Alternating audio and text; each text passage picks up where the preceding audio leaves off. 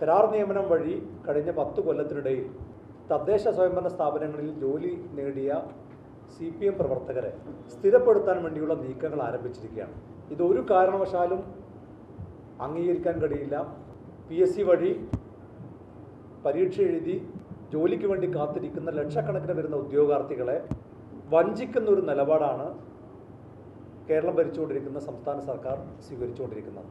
ഇതിലേറ്റവും കൗതുകരമായ ഒരു കാര്യം, അല്ലെങ്കിൽ ഉദ്യോഗാർത്ഥികളെയും കേരളത്തിലെ ജനങ്ങളെയും ഞെട്ടിപ്പിക്കുന്ന ഒരു കാര്യം, പച്ചക്ക് പാർട്ടി പ്രവർത്തകരെ നിയമിക്കണമെന്ന് പരസ്യമായി പറയുന്ന ഒരു നിലപാടാണ് ഇക്കാര്യത്തിൽ CITU സ്വീകരിച്ചത്. CITU കേരള ഗ്രാമപഞ്ചായത്ത് ടെക്നിക്കൽ അസിസ്റ്റന്റ് ഓർഗനൈസേഷൻ സംസ്ഥാന കമ്മിറ്റി എളമരം കരീമിന് സമർപ്പിച്ച നിവേദനത്തിൻ്റെ കോപ്പിയാണ് എൻ്റെ കൈവശമുള്ളത്.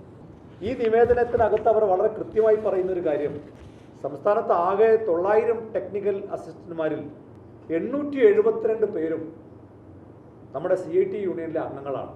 മാത്രമല്ല മുഴുവൻ അംഗങ്ങളും ദേശാഭിമാനി പത്രത്തിൻ്റെ വരിക്കാരുമാണ്. 186 പേര് CPIM മെമ്പർമാരുമാണ്. അതുകൊണ്ട് ഇവരെ സ്ഥിരപ്പെടുത്തണം എന്നാണ് എളമരം കരീമിന് കൊടുത്ത അപേക്ഷയിൽ ഈ ഗ്രാമപഞ്ചായത്ത് ടെക്നിക്കൽ അസിസ്റ്റന്റുമാരുടെ സംഘടന ആവശ്യപ്പെട്ടത്. എളമരം കരീം ഇത് തദ്ദേശ സ്വയംഭരണ മന്ത്രി MP രാജേഷിന് കൈമാറുന്നു.